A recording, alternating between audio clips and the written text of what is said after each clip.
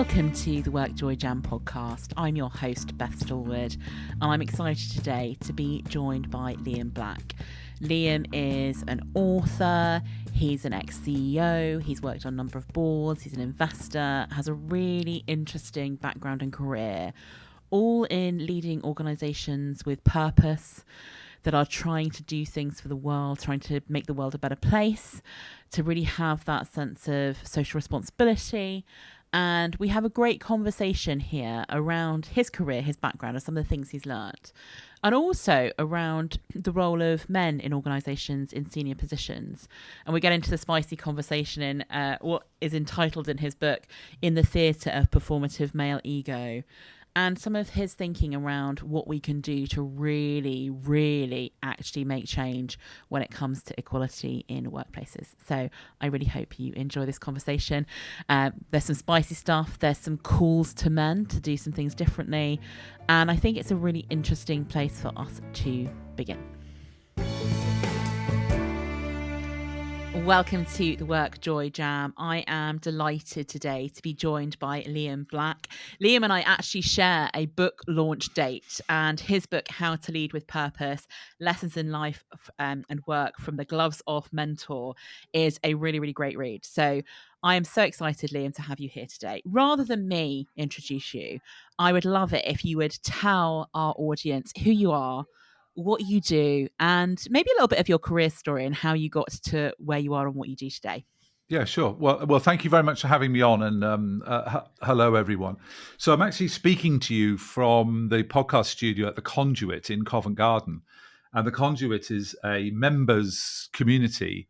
We've got about 2,000 members, everyone involved in some way in social and environmental change activity, and I chair the board here. And I got involved here about 2 years ago as the second sort of turnaround exec chair role that I've had since I left full-time work 5 years ago. I had a company called Wavelength, which I had for 10 years, which was a leadership development executive training company. And we did leadership programs all over the world, from rural Bangladesh to Silicon Valley. Before that, I worked with Jamie Oliver, and I ran a chunk of his world for a few years. Before that, I was in Liverpool, where I ran a social enterprise, and that's where I kind of began my fascination with business and purpose and change and culture and leadership. And then before that, I ran a homelessness charity in the north of England. And before that, in my 20s, I was involved in pretty radical anti-racist activity and sort of grassroots community organizing. I got into all of that sort of change the world stuff, I think, because I come from an Irish Catholic immigrant family, and I had this delusion, like a lot of the oldest sons in Irish families had, that I wanted to be a priest.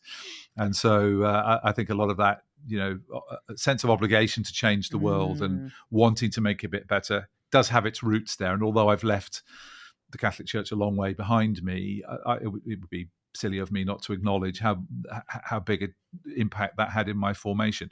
So I've had a career of always trying to find roles, either as an employee or a board member or a CEO or a founder, and now an exec chair and investor in organizations that are trying to both be commercially viable and have a strong, so positive impact in the world. I also do quite a bit of mentoring. I've had a lot of mentors over the years, and I've always felt that it's important for leaders to kind of pay it forward and support those who are coming behind us. So I have a roster of people I mentor, from chiefs of staff at multinationals through to grassroots startup social entrepreneurs. And then when I'm not doing that, I'm trying to spend as much time as I can with my 4 grandchildren. So that's my life, really. I'm in my early 60s, and you find me actually at a sort of time of transition in my life as I'm thinking about what does it mean? What's the balance of work, family, purpose, recreation, relationships in my life as I, become an older gentleman. Yeah. It's such a fascinating career as well, thinking about like where you started and where you are now and all Oh the my God! things that If you've done you in said, I mean, if between. you said to me, I don't know, what age would you pick? To the snotty nosed, chippy little bugger I was when I was, a teenager. We were talking earlier, weren't we, about? I mean, basketball was what kept me off the streets and kept me out of trouble when a lot of my peers got into trouble and later in life some more serious trouble. And said to me, Liam, your career will bring you to Covent Garden, where you will be the chair of this amazing 6-story building with all these fascinating people. I would have found it impossible to imagine what that journey Mm. would have been like. So it has been quite a journey and a privilege, quite a big challenge at times. But I'm very grateful of the journey that I've been on and what lies ahead. Yeah. And I'm just again like thinking about that career journey, and for people who are maybe early on in their career, there are so many opportunities and so many things that you cannot predict Oh, or decide where you're going to go, and just these opportunities that might come to you. And I always think that's one of the most amazing things, is that you don't know what the future might you hold. don't know. Yeah, I mean, in the book, I drop a few important people to make me look important, and one of them is Soren Kierkegaard. The Danish misery guts philosopher. Mm. Who said that the thing about life is it has to be lived forward, but can only be understood backwards. Yeah. And it's glib to say, I wish someone had said to me in my 20s, when I was worrying about, am I making a big enough difference in the world and how do I earn a bit more money to support my family, Liam, just chill out. Chill out. You have plenty of time. It will come. Don't force it. Life is full of opportunities, and luck and serendipity will play a much bigger part in your life than you could imagine. I would have probably told the old bearded bull git I am now to get stuffed, but I do say that. I say it to my own children. I say it to a lot of the younger people that I know. We employ a lot of young late 20s, early 30s something people here at the Conduit, and I have a lot of conversations about I'm not sure exactly what I want to do. And I tell them, look, I was 37 before I arrived at that place where I thought, actually, what I want to do, what I can do, and what people will pay me to do are now in Yeah. alignment. Yeah. And that was when I first became a CEO of a social enterprise in Liverpool. But up until that point, I had a restlessness and a sense of drivenness about, am I doing the right thing, and is this the right role for me? And I wish someone had said to me, just chill out a little bit, Liam, and take your time, and also enjoy where you are right now. Yeah. And in the enjoyment of that and chilling out, you may have a better chance at finding the road ahead, actually. Yeah, and rather than being too busy or not chilling out, to not see the connections and then Yeah. miss the opportunities maybe, or Yeah. get diverted for a little while rather than staying on the path. And I really love what you're talking about there, because it's so true. Like that alignment of what you want to do, what the world needs, and what someone's going to pay you to do. Because it'd be great, wouldn't it, if it's just what the world needs and what we want to do. But actually, we all need to earn money. We all need Yeah. to find a way of making these things our career. And if we can find those things slotting together, what a great place to be in. Yeah, and I think for younger people, I mean, I look at the young people here, and I'm also on the board of a mental health company called togetherall.com, and we have, again, there's about 100 staff there who are again, average age is probably around early 30s, really Mm. talented young people. And I think one thing that is different from when I was that age is the choices that you have. So when Yeah. I was in my late 20s, early 30s, it was a very binary choice. You either went into horrible business and made money and joined the capitalist merry-go-round, or you went into the public sector or the non-profit world, the charity world. There are so many now purpose-driven businesses like the Conduit, like Together All, like just so many of them, that I think there is more choice for young people. But again, with choice comes potential for more confusion and Yeah. uncertainty. But I think that if you are a young person who is thinking, I really want a life, I want my working life to be as aligned with my personal values and desire to change the world, there are more opportunities Oh yeah. today. There's no doubt. There's no two ways about that. And I've been involved with an investment fund called Impact Ventures UK, which we created about, blimey, it must be nearly 15 years ago now. And we invest in purpose-driven businesses, the mental health business being one of them. And it's been fabulous to be involved with a group of people creating, real sustainable jobs that are pretty well paid, addressing social issues in healthcare, youth empowerment, housing, and so on. So yeah, I think it's a good time to be a young person, although I can understand why for lots of young people sometimes it doesn't feel like that. Yeah. And I think as well as like the range of organizations now, there's so many social enterprises, there's loads of purpose-driven organizations, and even some of those, what we might have previously called the horrible corporate ones, the business ones where you're doing it, many of them are now taking big, giant leaps into actually, how do we move beyond just being around shareholder value? How do we actually do good in the world? So there are many different ways of getting into those worlds. There really are. And I think there's a lot of, there's probably more talk than action in the big corporate world about that. But there's no doubt about it. There are much more interesting conversations happening there. And partly, I mentor some fairly senior people in the corporate world, and they're like really clear that if they are to attract some of the best talent, young talent that's out there, then they are going to have to offer a bit more than, a benefits package and shareholder value. They're going to have to try and align how they're in their supply chain, in their products and services, and the way they are as a company, align that more with purpose and values to attract talent. Because, for every young person we employ here at the Conduit or at Togetherall or Ori or at BulbShare, all these companies that I'm involved with, those people aren't going to work in the corporate world. And why aren't they going to work in the corporate world? Because in these businesses, we're able to explicitly make them an offer that says your day-to-day work is going to have this positive social impact in the world. And I think more and more young people are looking for that and love it. Definitely. And it's such a great way of helping talented people do great work and do work that, as I would call, get the work joy from it, because their work connects with their values, that connects with their purpose, it connects with who they are and who they want to be in the world that they want to see. And I can't remember who did the research, but I get a bit nerdy about this stuff. There was some research done into kind of Gen X, Gen Y, and kind of the new generations, and about how every generation becomes more ethically minded. They like really want to make the difference, and that purpose is becoming more important. So you're absolutely right. If you want to attract great talent, you're going to need to think about this stuff. Because that's the way the world is going. Yeah, absolutely. In the book, I quote one of the young people that we took on, who said, "Look, if you have to work and you have to spend all day in an office or at work, you want to make sure that your work is doing more than just putting money in someone else's pocket in the shareholder community."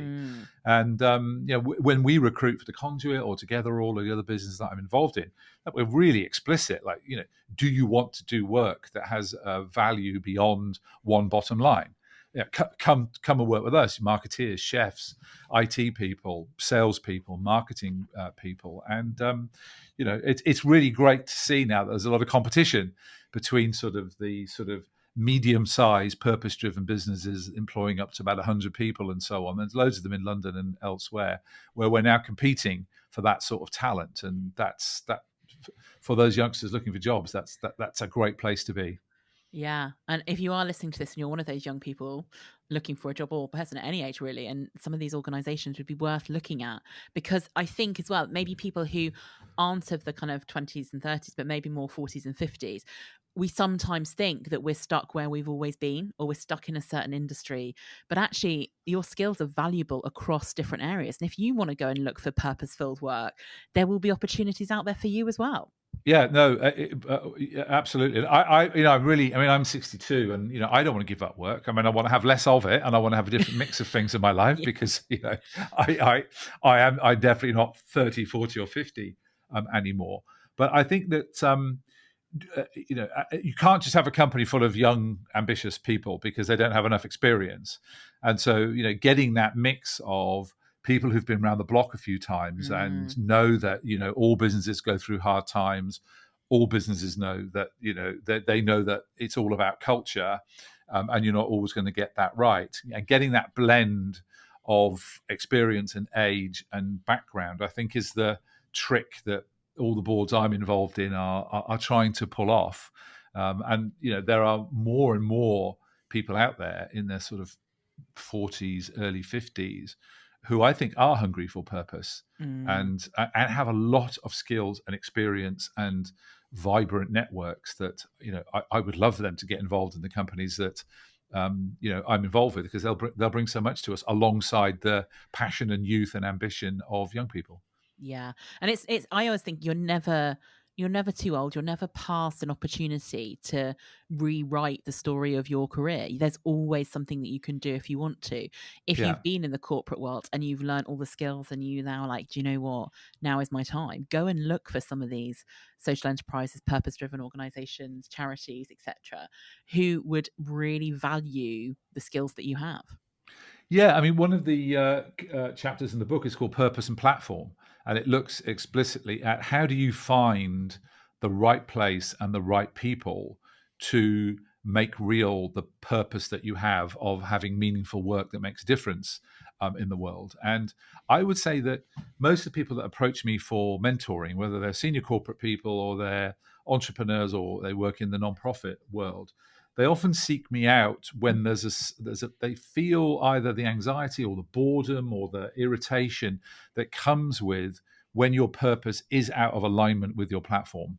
Yeah. And part of you is saying, do you know what? This isn't the place for me anymore. But what is the next place?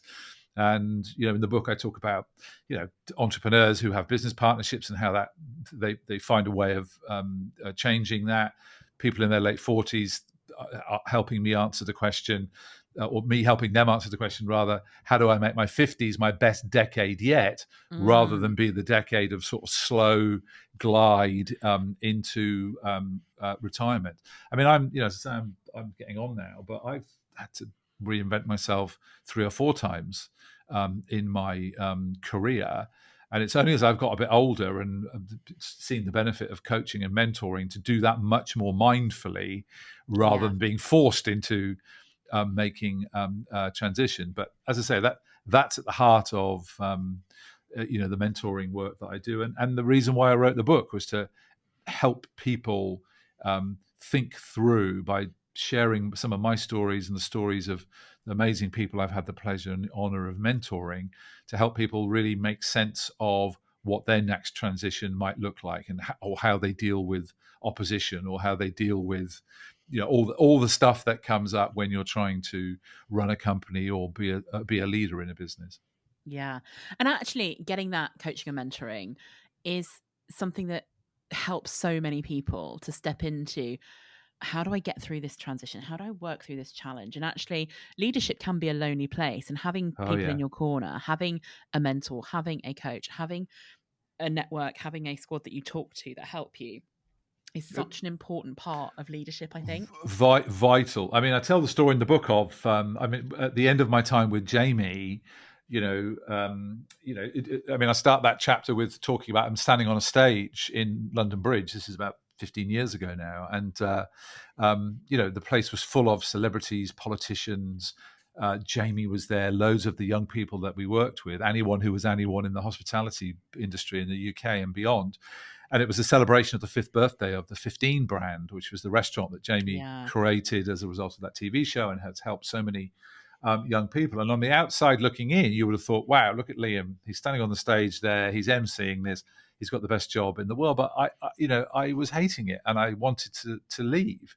And I really badly mishandled my transition out of that, because I thought I could do it alone, and I didn't need to talk to anyone, and I wasn't going to talk to my wife, because that was a bit, sort of, I thought I can't oppress her with my sort of anxieties and troubles.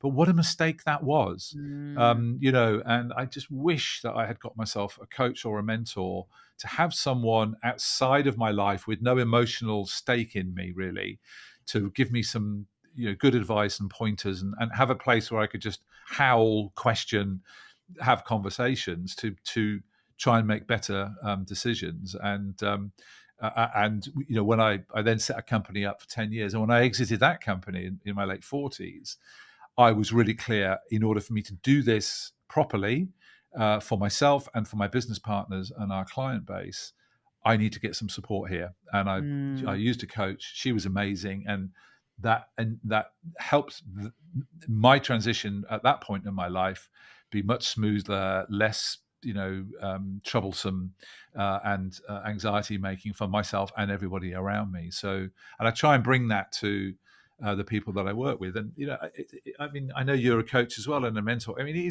it's a kind of sacred thing, isn't it? I mean, the people I work with, tell me things that they don't tell anybody else. Their husbands, their wives, their bosses, the people that work with them. Because if you're a CEO, you're not going to share precisely how you're feeling with your board, because you're not, because they look to you for leadership and enough certainty to take the company forward.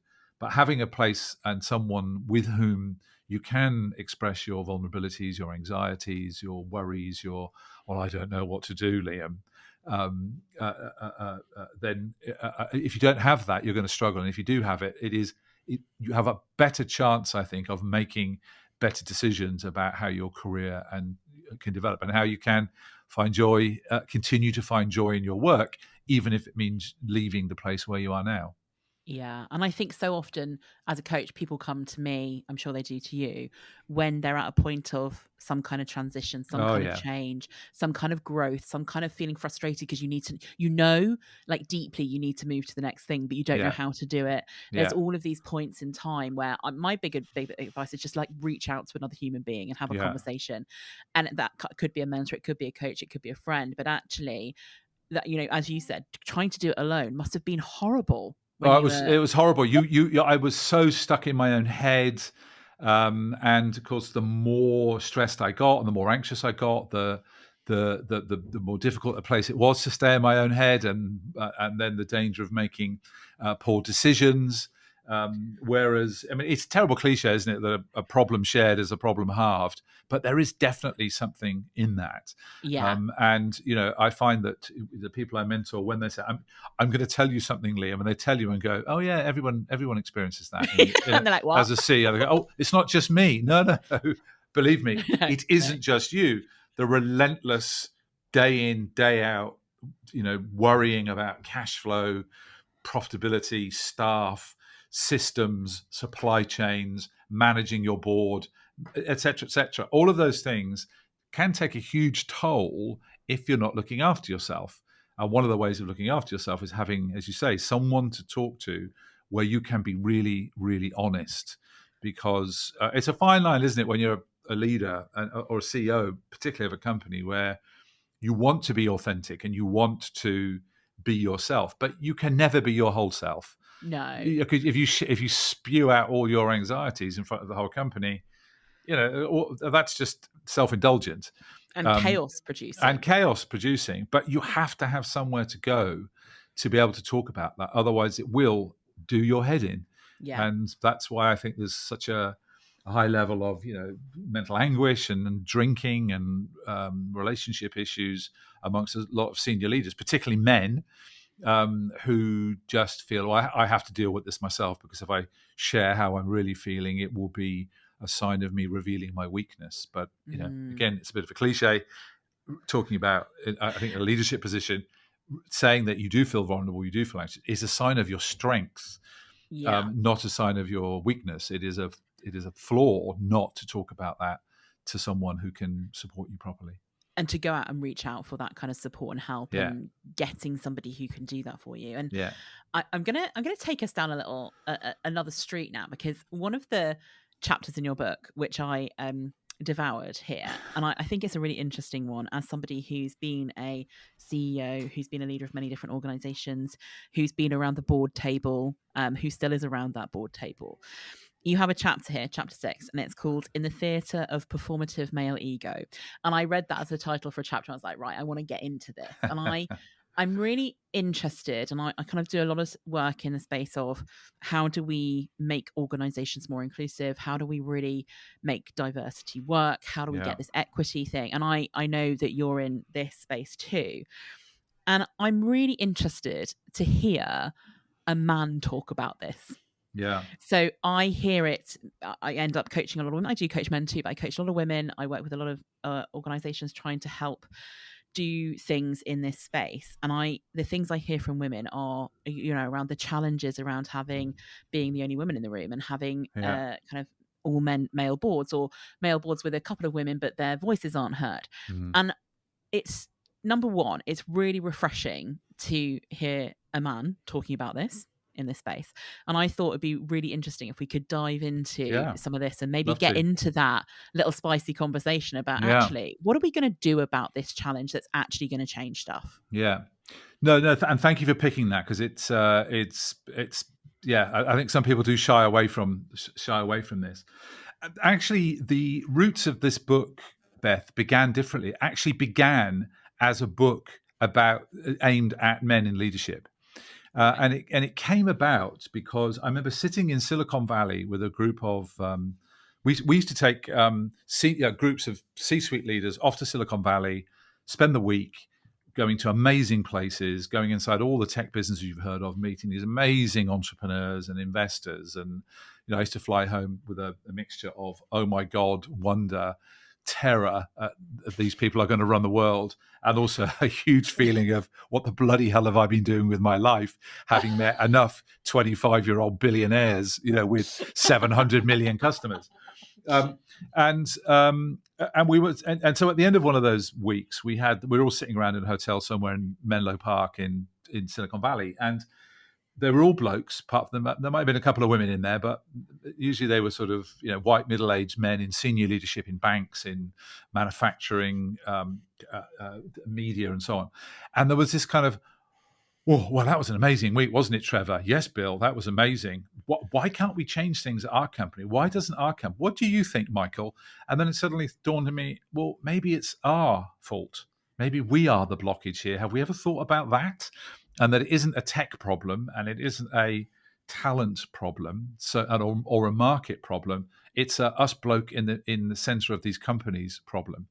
Now, as that went down like a lead balloon, but it got me thinking, actually, if it is true that business has never faced times of such disruption and change at speed, I mean, it probably is. I mean, is it any worse than it was after the Second World War or the First World War or the Industrial Revolution? Don't know. Wasn't there. But certainly things are changing, and it's really, really challenging. Yeah. Who are the people at the sort of sharp end of dealing with that? The group of people, middle-aged blokes, who least want change, are least incentivized to have change, and don't like change.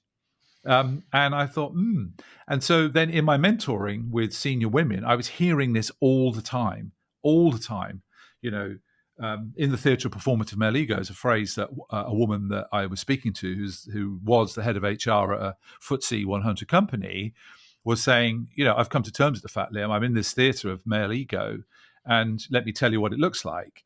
And so I thought, I should write a book about this, because I can call it out and I can speak really honestly and can't be dismissed as a troublesome woman or a, you know what I mean, someone you don't understand. Yeah, not like me being a troublesome woman. So. Yeah, no, exactly. Well, actually, I am a white middle-aged / old man, and I'm going to say it out loud how it is. And then lockdown, and I had that book 2/3 written, actually, and I'd interviewed loads of men, some who had stayed inside and it done their heads in, some who'd waited and been made redundant, some who'd reinvented themselves, and some who were just bullshitting and pretending to go along with change and diversity, but actually were just counting the years until they were able to retire with a pension and their share options. And then lockdown came, and I just lost interest in it. And I thought, who's interested in that? When I started writing this book, which much more engaged me about mentoring and purpose and leadership, I thought, I can't leave this aspect out. And so that's where that chapter came from. And I interviewed a woman who was senior in a bank. She was one of two on the directors group in a major part of division of this bank, a bank that's very well known for its LGBT plus, propaganda, and it has the rainbow flag flying outside its HQ. And then within about 10 minutes of me talking to her, this woman was in tears about what she called the oppressive nature of the ambient climate of sexism, where she said, each of the individual men who sit around the table with me are all decent enough guys. And if I had said to any one of them individually, you're creating an atmosphere that makes me feel belittled and my voice isn't heard, each of those individual men would have been appalled to be called out like that. But she said somehow collectively that was the culture. And that's not her real name, but she's called Kate in the book. And I put, with her permission, one of those quotes on LinkedIn. And I was overwhelmed with responses from women all over the world saying, well, listen to this.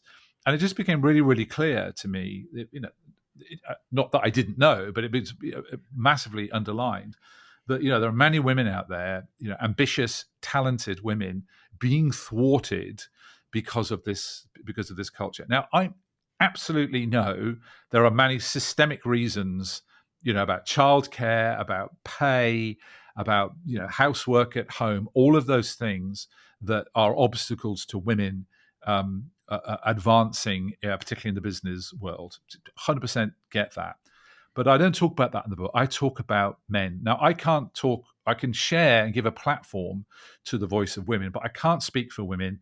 And the book is not giving women advice. That's not my job. In my book, I call out the men because, I'm saying, well, after all of this, all of these bloody training courses,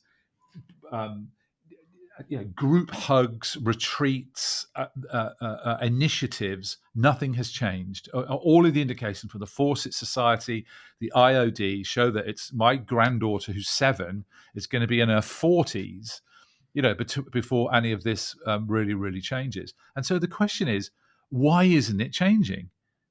Why aren't men in these businesses the kind of allies that women need to make it so that it isn't a theatre of performative male ego and it isn't a place of ambient sexism? And I think the basic bottom line is not enough men want it to change because it suits them really well to have it like that.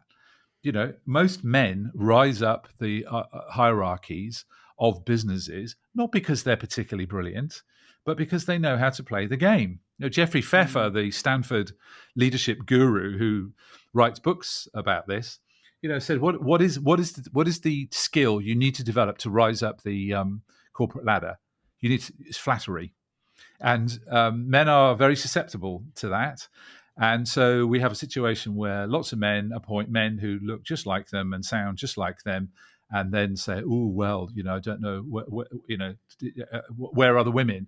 And so that needs to be broken, and it needs men to stand up and say, "We're not having this anymore," and it is going to change, because everything else that's happened has not changed it. And so when I sent this chapter off to my publisher, Alison, she came back and she went, "Oh, Liam, it's a bit grim, isn't it? Couldn't you make that chapter a little bit more, you need to finish on a high, And I'm going, well, do I? And I really struggled to end that chapter. And so out of nowhere, really, I don't know where it came from, I had the idea, well, what if I was the CEO of the sorts of companies that the women were talking to me about, given that, training sessions, inspirational speakers, coaches, books, residential group hugs, rainbow wristbands, flag waving, all of that has had zero impact on the prospects of women in business.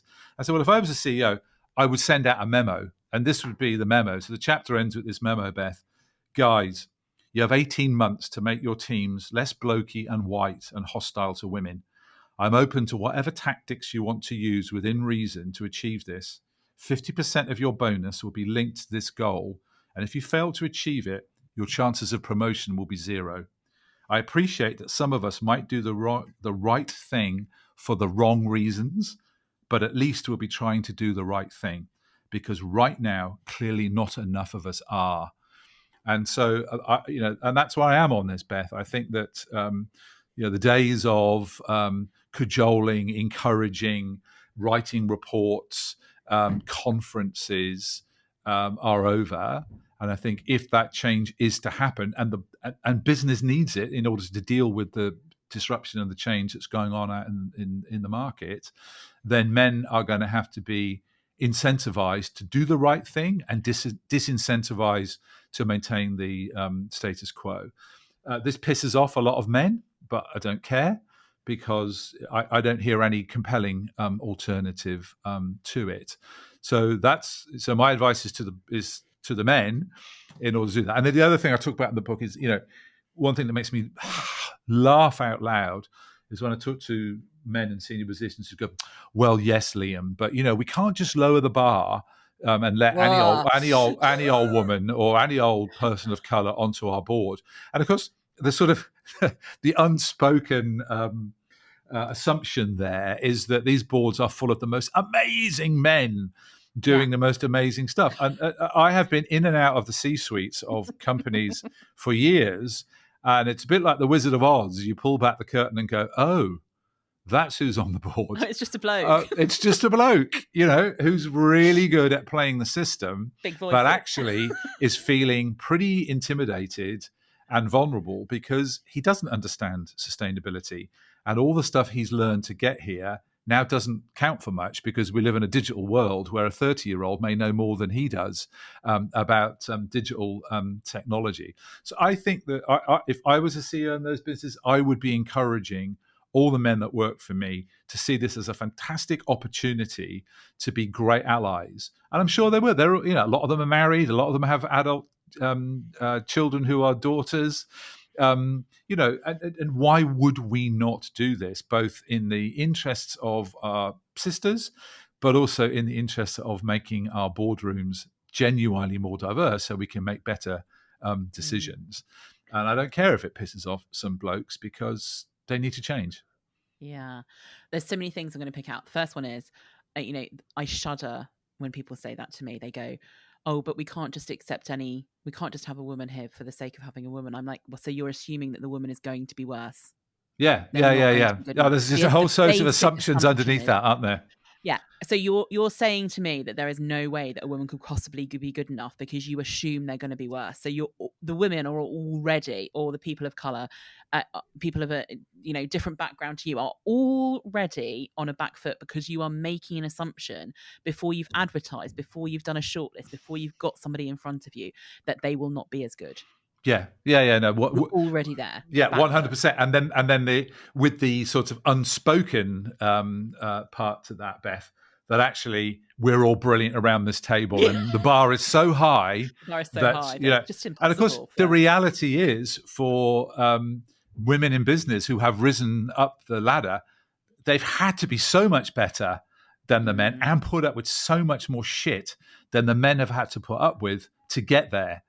And so it just, it's one of the reasons that I moved on from working in that world because it just stuck in my throat so much of the time. But when I see some of these CEOs from some of these companies banging on about diversity and inclusion and trotting out the same old cliches and the same old bullshit, and then I talk to women who work inside the company and go, "Yeah, they don't mean that." They don't mean that. Yeah. Maybe at one level they do mean it, at a sort of intellectual, sort of ideological level, they might get it. And I'm sure many of them do. But at a sort of basic, okay, what am I going to do about that then? What am I going to do about that? Not HR, not the diversity consultants that we've hired, but me as the director of X, Y, or Z, or the, all of that. And that's what I don't see. And that's linked to, again, one of the people I spoke to around this subject was David Smith, who used to be the head of culture and people at Asda. He was part of that massive turnaround of Asda, back in the day. He said something very perceptive that, you would think that the higher up the organization you got, once you get to the C-suite, that's when you can be brave. That's when you can use your authority to affect real change. But he says, actually, it's the other way around. The more you rise up the power ladder, the less brave you get, and your sort of courage is taken out of you. And I think there is a deal that goes on where a lot of men in senior leadership exchange courage for cash and say, I've got there and I'm now on £2 million a year with a massive pension and massive shares, which should give you the kind of confidence to say, right, now is the time for me to do real change with this authority. Actually, it goes the other way. And it's the the courage and the bravery has gone. And, you know, if I had £1 for every man I've spoken to in senior leadership who comes back when I have this sort of conversation with a rather sort of patronizing, well, Liam, it's much more complicated than you say. And I say, well, tell me how it is then. What is more complicated than you showing a bit of courage and a bit of solidarity with women in order to genuinely be the ally that's going to change things? You just don't want to. Just be honest about it, you know. And I would love to see more honesty about that. You know, the reason it hasn't changed is we don't want it to change, because if it changes, it's going to be uncomfortable for us because things are going to change, and I don't like change, and I'm going to hang on here for the next 4 or 5 years, and I'm going to get out. You know, there are some great men allies out there. There's no doubt about it, but I think they're pretty few and far between. What's more common, I think, are men like Bill. There's cartoons in this book, and there's one in that chapter called Meet Bill. And this is based on these are the literal words of someone that spoke to me after a conference, who said, "Hey, I'm Bill. I'm in my 50s. I'm a senior leader in this big business. Quote, leadership behaviors must adapt in these times of disruption and complex change. So I'm keeping my head down, and I'm looking to get out on a full pension at 60. And those are the ones that, if I was CEO, they need rooting out. They are the ones who play the game, say the right words, but don't really change anything. You know, the ones who are outrightly hostile and go, no, bugger, I've worked my balls off to get here. The last thing I'm going to do is kind of put that at risk by trying to change the culture. I quite like those men because they're honest.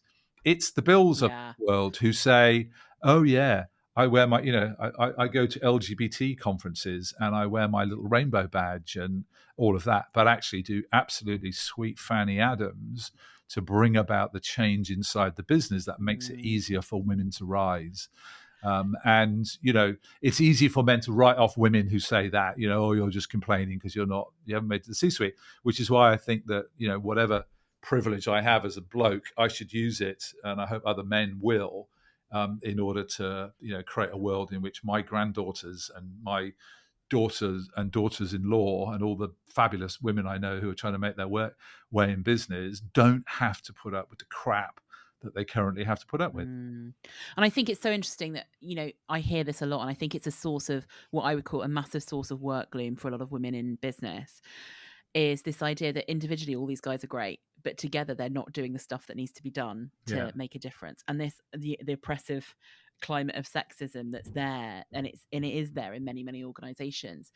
What actually ends up happening is women step out of it. They say, do you know what? I don't want this anymore. And you just lose talent. You're losing amazing people who could be game changers for this disruptive world, bearing in mind that, like, women are 50% of consumers, they are 50% of the world. They make decisions about most products that are bought in homes. They make, you know, I mean, I'm not going to go into stats on it, but they are your customers, they are your friends, they're your family, they're your daughters, they are half of everything.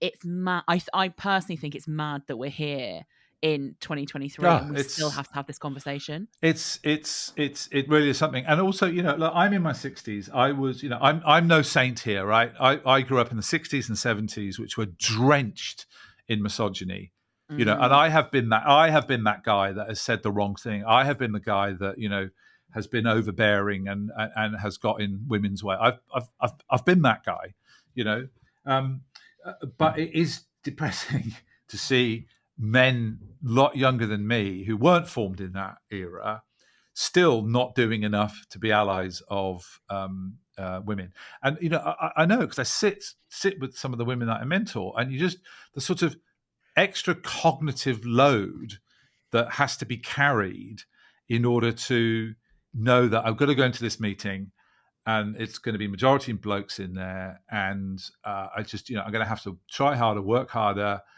just let some shit go by me, because if I picked up on everything, we'd be here all day.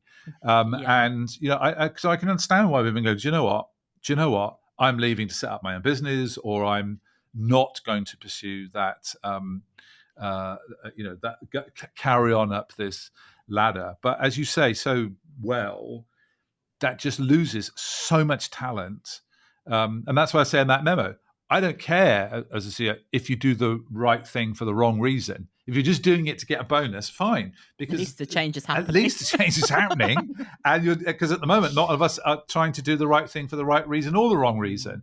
We're not doing anything, and I think that it needs to be called out in the same way that with the the issue of racial equity inside businesses. I mean, I don't get.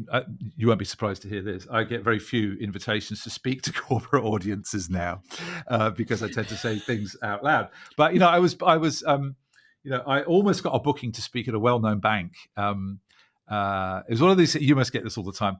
Hey, Liam, we're having an offsite with our top 200, and we want to think outside the box, and we want to think radical thoughts, and we want to, business as usual is not working. And they go, oh, okay. Yeah, you said that 5 years ago, 10 years ago, 15 years ago, Blogs Bank. Here you are again saying it. And they were asking me, we want to would you do a session in the afternoon on, and I said, well, how provocative do you want me to be? Do you want me to, 1 is you're all great and, good luck to you. And 10 is you should all resign right now if you want any real change to happen. Well, why don't you go for a 7 or an 8? And I said, fine, fantastic. That's really, really good. And I said, well, look, and they said, we want to get a speaker in to talk about racial justice and racial equity in this company. And I said, great. But what you need to avoid is bringing in someone of color to speak to a room full of white people. And it's really difficult. And what will happen is a lot of particularly the older men in the room will kind of go, that was really interesting. We heard that speaker. Yeah. She spoke about racial justice and her own struggle with racism. Wasn't that interesting? And it was quite touching, actually. But actually, it hasn't really touched them. And they won't ask the questions that they really, really want to ask. And I said, well, why don't you let me? I said, if you want to talk about racial justice, why don't you get an old white bloke like me to talk to all these other white men? And I'll say out loud what I know everybody is thinking. And anyway, I got my invitation withdrawn at that point to speak.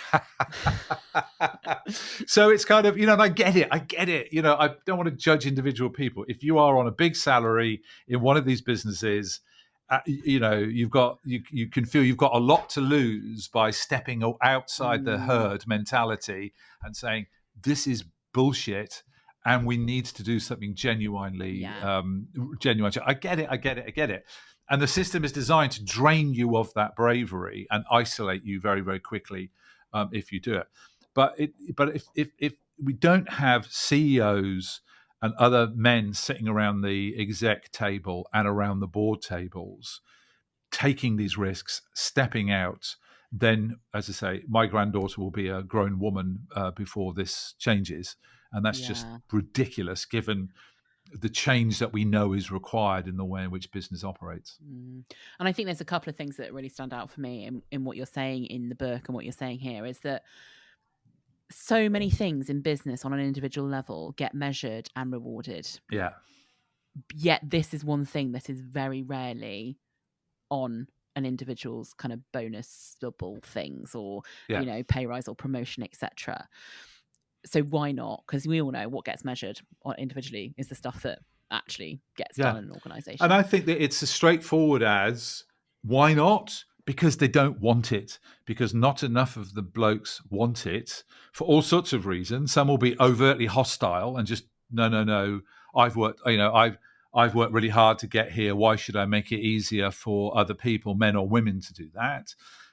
Some will be, I'm a bit scared of doing that because, I'm a conformist. I mean, business rewards conformity. Yeah. Business rewards sticking to the prevailing nostrums. Business rewards, the CEO will reward flattery and people who reflect back to them what they want to hear. And CEOs will deny this all day long. But read Jeffrey Pfeffer's books. I mean, he's got it. He's got all the data on this. And until in the same way that Paul Pullman at Unilever and Emmanuel Faber at Danone decided to take a stand on sustainability and say, right, I'm going to step out here and I'm going to nail my reputation to this sustainability mast in order to change these companies so that we have a much more positive impact in our supply chains and in our world, because climate change is going to sort us out. Unless we have senior men saying, okay, we are really going to make a difference here on equity between the sexes, because it's good for business, as well as it being the right thing for us to do as human beings, then nothing is going to change. Because what usually happens is, oh, we need to change. Get the woman in from HR, and it's usually a woman who's the director of HR. Can you sort this out for us? And then she goes off, and then she'll retain some consultants and like that. And and that dynamic, I've seen it play out so many times. It needs to be, no, the C-suite leaders are incentivized financially and disincentivized career development-wise if they don't make a difference on it. In the same way, if they don't sell enough or transform the IT system or do all the other stuff that they're incentivized to do, nothing will change, and we will continue to waste phenomenal talent. Yeah. And this is why the whole oh, women need to do this or women need to be this. It's like, actually, the men need to change. That's just another way of saying it's your fault, love. Yeah. It's let's just add this onto you. Let's just add this onto you. It's your fault.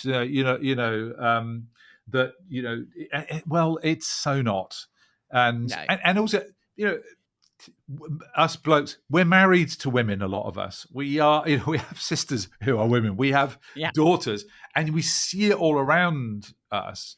But then somehow, when we get into work, it ceases to be a priority for us, because the system that we're in is one that then disincentivizes us to show some balls in addressing some of these real issues, which are in the interest of the success of the company, of everybody, right? Of everybody, and it's actually better for everybody. And I think that's the thing, isn't it? I really love the call out here, and I think so many women are experiencing work gloom, and actually we could do some stuff with some really brave men who are going to go, right, let's sort this stuff out. Let's actually do it properly. This is a big call out here, isn't it? Yeah, it is a big call out. Just do something. Yeah. It will be a bit risky, and it will be you will have to buck that system where you have exchanged your courage for cash.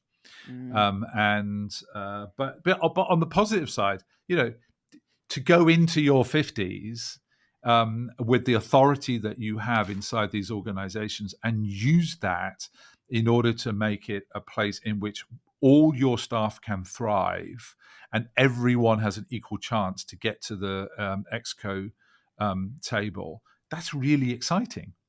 That should be really exciting. And I think it needs to be framed like that, as well as, oh shit, this is something else that we have to do alongside all the other stuff that we have as leaders to execute. But I think, and again, we're not just talking about ambient sexism here. I was appalled, and I've put some of it in the book, from well-known businesses of women saying, you have no idea, Liam, what the misogyny is like inside this company.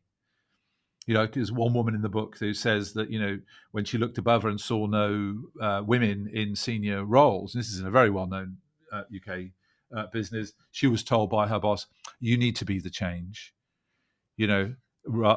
meaning, we don't really give a shit about that. If you want to change that, you need to change it yourself, love. Yeah, and it's nothing to do with the system. It's nothing to do with the system. It's you. There's something. It's not me. It's you. And guess what?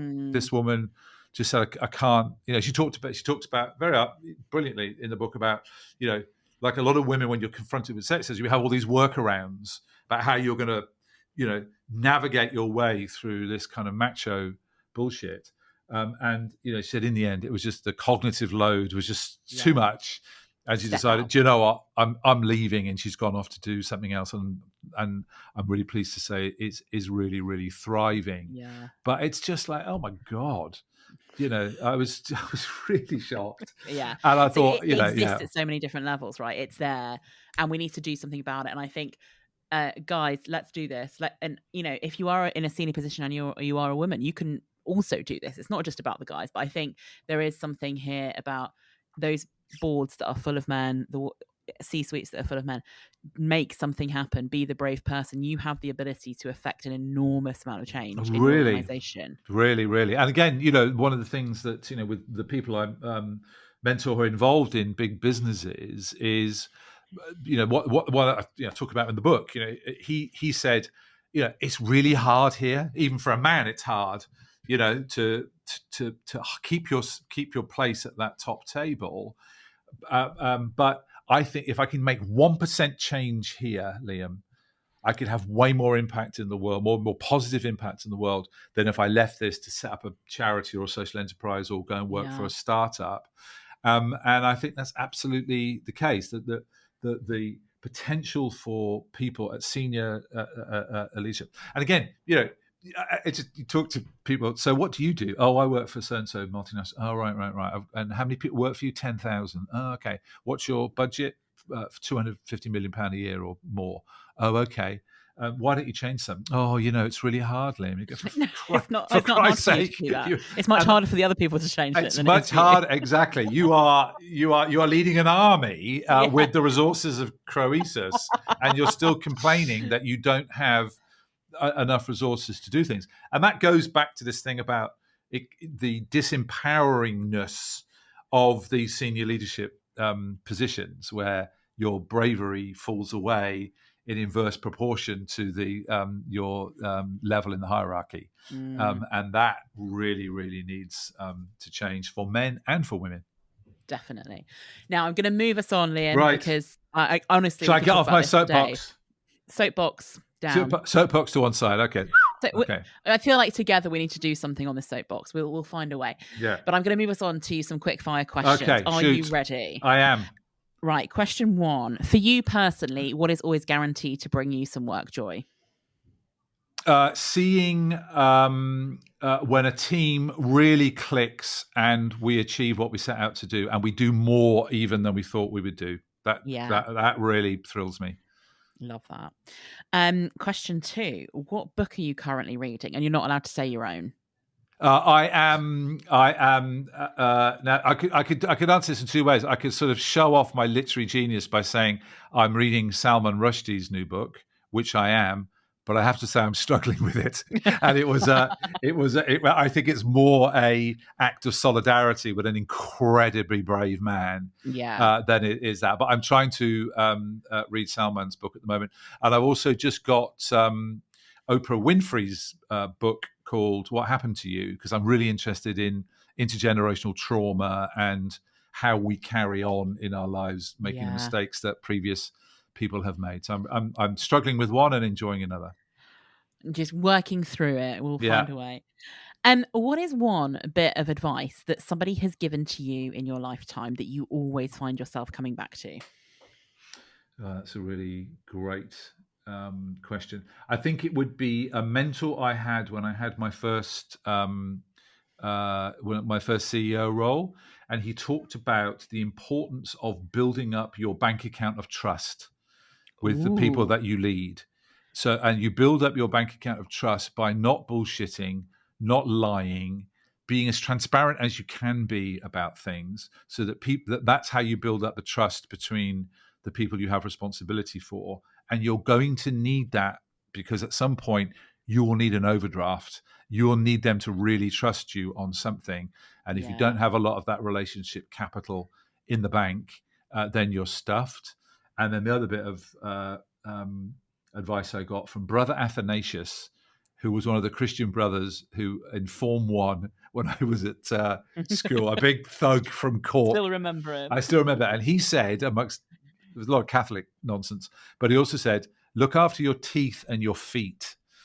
And that would be a piece of what I give to everybody. And I wish I had looked after my feet much better when I was playing basketball. So I say, build up the trust and look after your teeth and feet would be the bits of advice that I've stuck with. Great bits. Very different, but very different. And what is one super practical thing that you think our listeners could go and do today, tomorrow, the next day, build as a habit, that you think might bring them a little bit of work joy? Keep a journal. Ooh, okay. Keep a journal. I encourage everyone I mentor to take up journaling. I've been doing it since I was 20. So I've been at it now for over 40 years, and I find it a wonderful way of, depending on what mood I'm in. If I'm in a good mood, I use it as a reflective thing. I'm sitting with this issue, thinking it through, writing down solutions to it. At the other end of the extreme, if I'm feeling really crap, I just use it as a way of pouring out how I'm really feeling in a way that isn't going to ruin anyone else's day. And then over the years, I've nicked all sorts of techniques. Sometimes I do it in the third person. Liam really enjoyed the podcast he did with Beth today. I find that, I don't know what it is, but that third person gives me a different perspective. I write letters to myself. I write letters to my grandchildren. I write letters to people I'm really angry with. I never send them. They're just in my journal. All sorts of ways of getting out of me and giving voice to how I'm really feeling. If I'm not feeling particularly creative, I will just transcribe my diary. And actually, that is one of the most interesting things looking back to when I was in my 20s, 30s, 40s, 50s, 60s, God help me, is, Christ, that's what I was doing when I was 38, because I've completely forgotten about it all. And then the other thing I find journaling really useful for is a way of looking back and reminding myself that the things that look so important at the time and kept me awake at night are rarely the things that are the really important. The really important thing. So kind of stop giving yourself such a hard time all the time, Liam. And also what a sanctimonious little twat I was in my 20s. It's like, I'm glad maybe I've grown out of that now. Oh, honest to God. In fact, I'm leaving my journals to my daughter in my will and I've told her this already, and she can look at them, and if she thinks these just need to be burned right now, she's allowed to do it. She's allowed to do that. But if she actually, this might be an interesting historical record of this strange man, then she can do that. But I think journaling, whether you can do it once a week, once a day, I just find it a really encouraging. I find it a really good technique, and I advise everyone to think about doing that. Brilliant. And where can people find out more about you, your work, your book, Liam? My work, LinkedIn, Liam Black, I'm on there. And the book, How to Lead with Purpose, you can buy it on Amazon. I will get a bigger cut of the money if you buy it from the publisher, Practical Inspiration Publishing. But it's available on all of those sorts of platforms. And I welcome feedback on the LinkedIn, which I find a really useful platform for communicating with people as well as learning lots of stuff. So just Google how to Lead with Purpose by Liam Black and you'll find it. We will put all those links into the show notes as well. Great. Thank you very much. And go straight through to you. Liam, it's been an absolute pleasure. Thank you for having me having a chat with you. Thank you so much. You bet. Thank you so much to Liam Black for joining me on the WorkJoy Jam podcast today. Such an interesting conversation. I know it's a little bit of a longer episode than sometimes we have. And it's so interesting thinking about somebody who's had such a wide and varied career in leadership, who's been working on so many different things all around purpose, thinking around that connection of where what you want to do, what the world needs, and what you can get paid for comes together. Some great advice there around actually thinking about not being so, really into it and trying to get everything done and rushing through our careers and allowing things to materialize and, see where things go. And I think the conversation around the call to courage, if you are somebody who is leading an organization, whatever your gender, whatever your background, whatever your ethnicity, what can you actually do? What can you set about? What could you take as steps? What could you ensure other people take as steps in that position of authority that you have that would really make a difference to the levels of equality, to the levels of inclusion, to that sense of belonging, and really to the success of your organization?